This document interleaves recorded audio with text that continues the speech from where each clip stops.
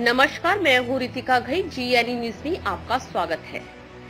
जर्जर भवन प्रांगण में कचरे का ढेर, बगैर लाइट पंखे के गर्मी से परेशान छात्र, शौचालय भी हाथी का दांत। यह सारा नजारा देखने को मिला ग्राम मलवाहर का।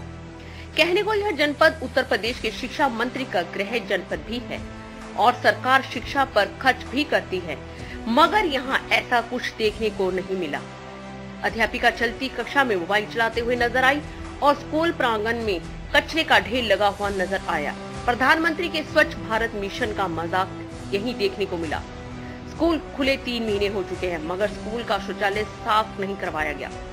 उसमें पेड़ पौधे उग आए हैं, मगर स्कूल व्यवस्थापक को मौका नहीं मिला कि वे साफ सफाई करवा दें। बच्चे बच्चियां बाहर बैठने को मजबूर है। स्कूल का बिजली का पोल टूटकर गिर चुका है। बिजली विहीन विद्यालय में गर्मी में शिक्षा लेने को मजबूर हो रहे हैं छात्र। स्कूल जाने का रास्ता बारिश की वजह से कटकर आधा बचा है। बगल में तालाब के कारण दुर्घटना की आशंका बनी रहती है। जब इस पर खंड शिक्षा अधिकारी से बात की गई तो उन्होंने कहा कि जांच करके कार्रवाई की जाएगी। पद पे हैं संजय पांडे, इंचार्ज प्रधानाध्यापक, प्राथमिक विद्यालय मलवार। सर, यहाँ आपके स्कूल में बाथरूम को देखा गया है जो बहुत गंदा है। यहाँ पर पेड़ भी उगे हैं। जी। इसकी साफ सफाई के लिए क्या आपने किसी अधिकारी से शिकायत की? देखिए, जो सफाई कर्मी जो नियमित नहीं आते हैं, इसके कारण वो गंदगी है। इसके लिए आपने किसी से कंप्लेन की? मेरे फोन द्वारा वार्ता हुई है, लिखित शिकायत अभी नहीं हुई। किससे की थी आप? ये जो नगर पंचायत पे बैठते हैं कार्मिक, उनसे।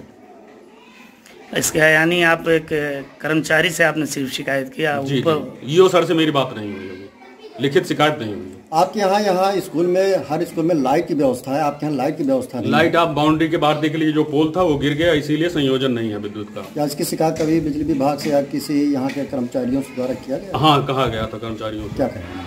उन्होंने कहा कि जब ये पोल लगेगा दूसरा तो विद्युत संयोजन हो जाएगा। ऐसा कोई डेट उन्होंने नहीं बताया। कब से गिरा हुआ? ये लगभग 1 महीना हो गया। आपके स्कूल में जो बच्चों के लिए फ्री में किताबें वितरित होती हैं जी, पूरी किताबें आ गई हैं? नहीं, पूरी किताबें नहीं आई हैं।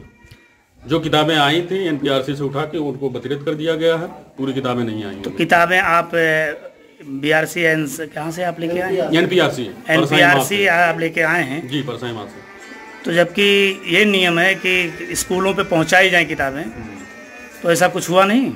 NPRC तक आया है, NPRC से हम लोग लेके आए। तो उसमें भी आपको पूरी किताबें नहीं दी? पूरी किताबें नहीं मिली। आपके यहाँ पे एक नगर पंचायत भारी में जी एक स्कूल है मलवार, वहाँ जाने के बाद पता चला है कि देखा गया जी कि शौचालय की हालत बहुत ही दयनीय है। पेड़ पौधे उगे हुए हैं उसमें हैं, बच्चे फर्श के ऊपर वहीं बाहर बैठते हैं और गंदगी बहुत ज़्यादा है। झाड़ू लगे हैं मगर कचरे वहीं अंदर रखे हुए हैं, जिससे गंदगी फैल रही है। इस बारे में आप क्या कहें? ये उसमें ऐसा है कि चूँकि ये पहले ये विद्यालय ग्राम पंचायत के अधीन था, तो कुछ कार्य हुए थे पिछले वर्ष तक, लेकिन पिछले वर्ष ये नगर पंचायत के अंतर्गत आ गया। तो नगर पंचायत में लगभग हमारे कुल मिलाकर के 56 विद्यालय, उसके अंतर्गत ये भी एक विद्यालय है। और जो भी कार्य होने हैं नगर पंचायत स्तर से, या जो भी बिल्डिंग की जो चीज़ें हैं, शौचालय है, पानी की व्यवस्था है, ये सारी चीज़ें जो भी कमियां हैं उनको लिख करके ईओ साहब को तो बहुत पहले ही दिया जा चुका है और उनसे वार्ता भी इस पर की गई है। यही विद्यालय नहीं, बहुत से ऐसे विद्यालयों की स्थिति है जो नगर पंचायत के अधीन है। तो उसमें ईओ साहब का कहना है कि वो शासन को बजट के आवंटन के लिए सूचना दी जा चुकी है, जैसे ही आएगा कार्य शुरू हो जाएगा। लेकिन जैसा कि आपने बताया, ये बहुत ही खेदजनक बात है और भले ही कोई ऊपर से व्यवस्था ना हो पा रही हो मौके पर, लेकिन जो वहाँ का स्टाफ है, जो वहाँ के प्रधान अध्यापक हैं, निश्चय ही उनकी जिम्मेदारी बनती है कि वहाँ के संस्था प्रमुख हैं। संस्था प्रमुख होने के नाते ये उनकी भी जिम्मेदारी बनती है कि वो कम से कम एक साफ़ सफाई की व्यवस्था और जो एक मूलभूत सुविधाएँ होती हैं उनकी व्यवस्था वो करें, क्योंकि ये सारा प्रशासन बच्चों के पठन पाठन के लिए लगा हुआ है। और जैसा कि हम सभी जानते हैं कि हमारा दौर जो है वो कोरोना महामारी का चल रहा है, इसमें सभी अच्छी तरह जानते हैं कि साफ़ सफाई का बड़ा महत्व है। और आपने बताया है, निश्चय ही मैं इस पर कार्रवाई करूँगा। और आज तो मौका नहीं है क्योंकि कल हमारे माननीय मानव संसाधन विकास मंत्री जी आ रहे हैं, सभी लोग बहुत व्यस्त हैं। इसको निश्चय ही देख करके एक रिपोर्ट बना करके मैं पर्सनली जो है ईओ साहब को भी भेजूंगा और अपने उच्च अधिकारी। सर वहाँ पर कुछ सफाई कर्मी तैनात हैं। जी जी, उनसे पूछा गया तो वो कह रहे हैं कि हमारा ड्यूटी यहाँ पर नहीं है, इसके लिए अलग से एक सफाई कर्मी लगाया जाए जो लैट्रिन बाथरूम साफ। नहीं, ये गलत बात है। बहुत पहले ही एक शासनादेश आया था और उसमें ये कहा गया था ये पंचायत राज विभाग से कि जितने भी सफाई कर्मी हैं उनके दिन की शुरुआत विद्यालय की साज सज्जा और सफाई से ही होगी। उसमें सफाई का मतलब ये है कि वो परिसर की सफाई से लेकर के शौचालय और जो कुछ भी है वो स्वच्छता, वो पहली शुरुआत उनके कार्य की विद्यालय से ही होनी है।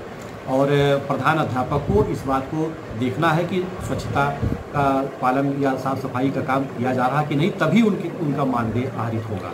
स्कूल में देखा गया है कि बच्चे तो स्कूल में बैठे हुए हैं, कक्षा में पढ़ रहे हैं, और वहाँ एक टीचर है वो मोबाइल से खेल रहे हैं या नहीं। तो इसकी जांच, ये जांच का विषय है और इसको देखा जाएगा। हम पूछेंगे कि ऐसा क्यों है। सिद्धार्थनगर से संदीप पांडे की रिपोर्ट।